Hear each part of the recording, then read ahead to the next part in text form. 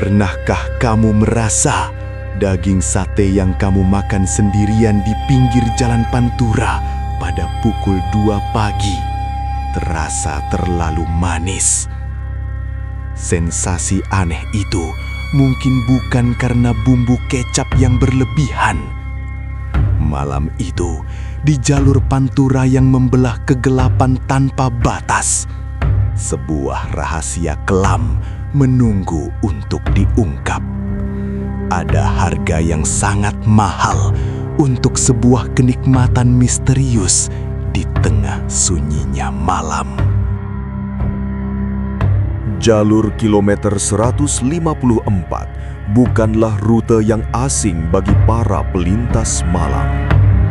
Namun, ada aura yang selalu membuat bulu kuduk berdiri ketika melintasi tikungan tajam ini. Tidak ada lampu penerangan jalan, hanya pepohonan jati tua yang berdiri seperti penjaga bisu di sisi kiri dan kanan. Angin malam berhembus membawa udara dingin yang menusuk tulang, akan memperingatkan siapa saja yang melintas untuk segera mempercepat laju kendaraan mereka. Rasa lapar dan kantuk adalah musuh terbesar para penguasa jalan raya. Malam itu, rasa lapar terasa lebih menyiksa dari biasanya, seolah ada sesuatu yang memanggil dari kejauhan untuk segera berhenti. Di tengah sunyinya kilometer 154, sebuah cahaya kuning kemerahan tiba-tiba berpendar dari balik rimbunnya semak belukar. Cahaya itu bagaikan mercusuar bagi pelaut yang tersesat, menawarkan kehangatan di tengah hawa kematian yang menggantung di udara. Itu adalah sebuah warung tenda sederhana. Kain terpalnya lusuh, berkibar pelan diterpa angin malam yang terasa sangat ganjil. Tidak ada kendaraan lain yang parkir. Tidak ada suara radio atau dengungan televisi yang biasa menemani warung pinggir jalan pada umumnya. Hanya kesunyian mutlak yang menyelimuti tempat itu. Namun, suara mendesis pelan dari wajan panas dan aroma daging pekat menguar ke udara, menggoda insting dasarnya, sekaligus memberikan peringatan yang tak terucap. Langkah kaki yang berat membawanya masuk ke dalam ruang remang di balik terpal. Hawa di dalam warung itu jauh lebih dingin daripada di luar, seolah tempat ini memblokir kehangatan apapun. Anehnya, aroma wangi kemenyan yang samar perlahan tercium, bercampur dengan bau amis darah yang kental. Bau mengerikan itu berusaha menyembunyikan diri di balik tebalnya asap pembakaran daging, mengecoh hidung yang sedang dilanda rasa lapar yang memuncak. Sosok pemilik warung itu terus membelakangi pelanggannya. Bahunya bungkuk, bergerak lambat, namun berirama saat memotong sesuatu di atas talenan kayu raksasa. Tidak ada sapaan ramah untuk pembeli yang baru datang. Tidak ada tawaran menu seperti lazimnya pedagang malam. Hanya suara pisau daging berat yang menghantam balok kayu berulang-ulang, terdengar berdentum bergema seperti detak jantung yang memburu di tengah keheningan aspal Pantura. Tanpa harus berucap memesan apapun, sepiring nasi panas dan mangkuk berisi potongan daging berkuah pekat tiba-tiba disajikan di atas meja kayu yang terasa sangat lengket. Daging itu tidak terlihat seperti ayam atau sapi. Potongannya tidak beraturan. Beberapa bagian memiliki tekstur pucat kemerahan yang aneh, terendam dalam genangan kuah berminyak yang memantulkan redupnya cahaya bohlam. Sebuah hidangan yang disajikan untuk jiwa yang lapar, namun menyimpan kutukan di setiap gigitannya. Rasa lapar seakan merampas seluruh akal sehat yang tersisa. Gigitan pertama membawa ledakan rasa manis yang sangat tidak wajar, berpadu dengan tekstur daging yang terlalu lembut, seolah seketika meleleh di dalam mulut. Daging itu terasa sangat lezat, membangkitkan selera makan yang liar. Namun di saat yang sama, perutnya bergejolak hebat, memberikan peringatan keras. Ada sesuatu yang salah dengan hidangan ini. Sesuatu yang melawan hukum alam dan kodrat kehidupan manusia. Semakin banyak ia mengunyah, semakin kuat rasa besi berkarat menempel di langit-langit mulutnya, menenggelamkan rasa manis tadi. Pikirannya tiba-tiba melayang, terseret kembali ke desas-desus kelam yang sering dibisikkan di kalangan para sopir truk. Cerita kuno tentang ritual pesugihan hitam di jalur Pantura, di mana syarat kekayaan dibayar tunai dengan nyawa manusia yang melintas, dan tumbalnya disajikan secara cuma-cuma di warung-warung gaib pencabut nyawa. Sendoknya tiba-tiba membentur sesuatu yang sangat keras di dasar mangkuk. Suara benturan itu berdenting pelan, namun terasa memekakkan telinga dalam kesunyian mematikan di warung itu.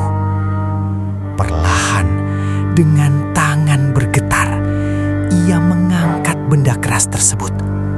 Seluruh aliran darah di tubuhnya terasa berhenti mengalir, dan jantungnya seakan diremas erat saat melihat dengan mata kepalanya sendiri benda apa yang baru saja tertutup oleh kuah kental hitam memuatkan itu. Ingatan mengerikan itu menghantam kepalanya bagai palu godam. Seminggu yang lalu, tepat di kilometer 154 ini, sebuah kecelakaan maut yang brutal merenggut nyawa satu keluarga tanpa ampun. Mobil mereka hancur tak bersisa setelah menabrak pembatas jalan dalam kecepatan tinggi. Desas-desus liar mengatakan evakuasi berjalan lambat dan beberapa potongan jenazah korban kecelakaan itu tidak pernah ditemukan secara utuh. Lenyap begitu saja ditelan kegelapan malam Pantura. Kengerian belum berakhir. Dari sudut-sudut warung yang sama sekali tidak terjangkau oleh pendaran cahaya bohlam kuning, bayangan-bayangan kelam perlahan mulai bermunculan satu persatu. Mereka melangkah pelan keluar dari kegelapan tanpa menghasilkan sedikit pun suara langkah kaki. Suhu udara di dalam tenda itu merosot tajam hingga embusan napas sang sopir berubah menjadi kepulan uap putih tipis. Kegelapan di sekelilingnya seakan bernapas dan hidup. Ia perlahan mengangkat wajahnya dengan napas tertahan, menatap ngeri kembali ke arah sang penjual yang kini berhenti memotong. Penjual itu berbalik dengan gerakan yang sangat lambat. Separuh wajahnya tertutup bayangan kelam. Namun sebuah senyum menyeringai perlahan merekah, memperlihatkan deretan gigi-gigi tajam yang menghitam karena busuk. Penjual itu menyadari sepenuhnya bahwa pelanggannya kini telah mengetahui rahasia paling mematikan dari warung tenda berdarah miliknya. Teror psikologis merayap dengan buas masuk ke setiap sel tubuhnya, membekukan nadinya. Otot-ototnya menjadi kaku, lumpuh total oleh rasa takut yang jauh di luar batas akal manusia. Ia menyadari kebenaran mutlak bahwa warung ini bukanlah tempat peristirahatan bagi para musafir, melainkan sebuah portal pesugihan berdarah yang memakan korban jiwa. Lauk lezat yang baru saja memanjakan lidahnya adalah sisa-sisa jasad mengerikan dari korban tragedi jalan raya tersebut.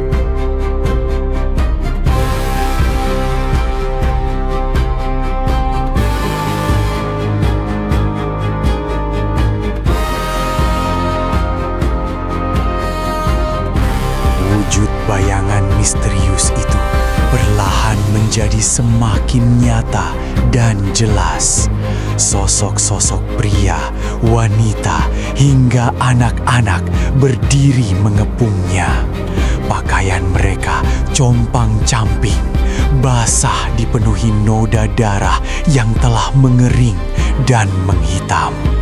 Postur tubuh mereka patah bengkok di sudut-sudut yang mustahil. Wajah mereka luar biasa pucat pasi, menampilkan tatapan kosong nan tajam yang mengarah tepat kepadanya, seolah bersiap menuntut jiwa manusia yang telah berani memakan raga mereka.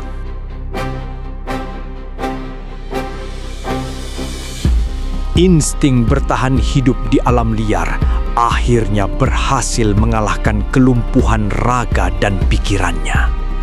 Menggunakan sisa-sisa tenaga, dengan kedua belah tangan yang bergetar sangat hebat, ia merogoh saku celana jeans kasarnya.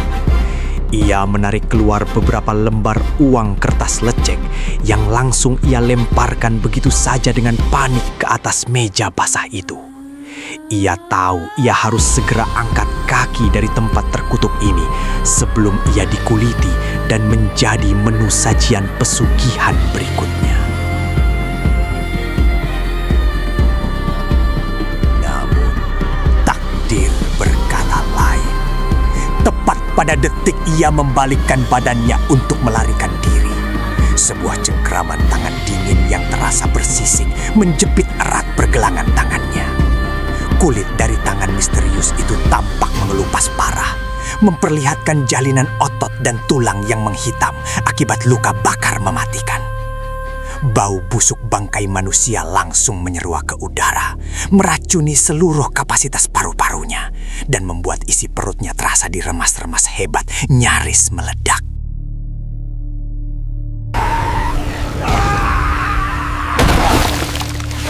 Mengandalkan sisa tenaga dari keputusasaan murni, ia mengentakkan tangannya sekuat tenaga hingga ikatan gaib itu terlepas. Ia mengambil langkah 1000, berlari membabi buta, menembus terpal warung yang tiba-tiba terasa tebal bagai selimut pengikat mayat. Begitu ia keluar, angin malam tiba-tiba berubah terasa bagai badai yang mengamuk, menderu liar di telinganya, dan terdengar persis menyerupai jeritan ribuan jiwa yang tersiksa di atas aspal panas sepanjang jalur neraka Pantura.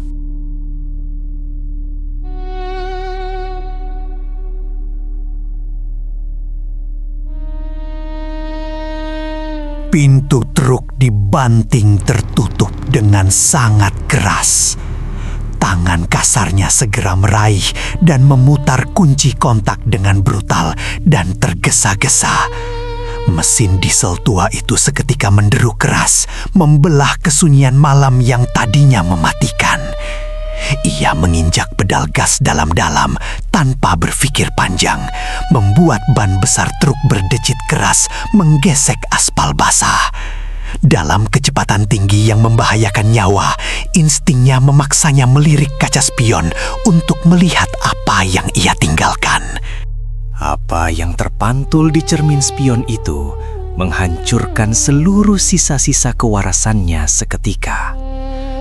Di tempat warung tenda yang terang tadi berdiri kokoh, kini sama sekali tidak ada bangunan apapun, melainkan hanya ada sebuah parit gelap yang menyeramkan. Di tengah parit berair keruh itu, bertengger sebuah altar kayu kecil tua yang tertutup lumut lebat dan bercak darah kering. Dikelilingi sesajen busuk serta dupa yang apinya baru saja padam ditiup angin. Tidak pernah ada warung di sana. Fakta mengerikan itu menampar batinnya. Ia baru saja makan di sebuah warung gaib, sebuah altar persembahan bagi para iblis pencari kekayaan dari jalur berdarah. Darah para korban laka lantas ditumbalkan secara keji untuk meraih harta duniawi. Sementara jiwa-jiwa mereka dibiarkan terjebak, terpaksa menyajikan potongan tubuh mereka sendiri kepada pelintas malam yang tidak beruntung.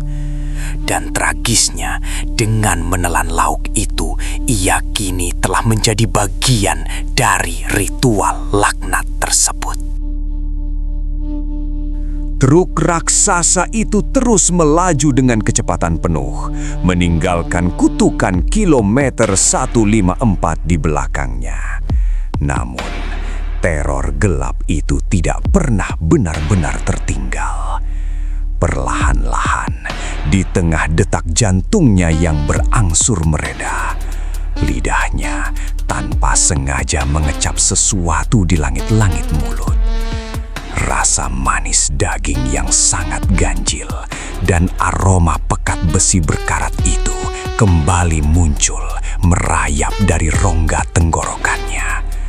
Seolah sisa daging jasad misterius itu kini benar-benar hidup dan bernapas di dalam dirinya.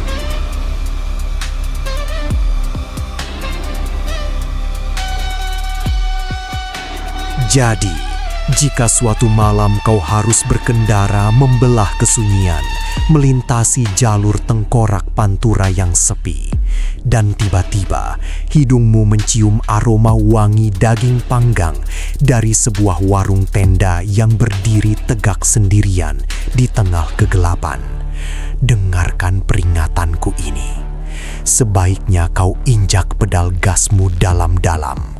Jangan pernah berani untuk menepi, apalagi berhenti.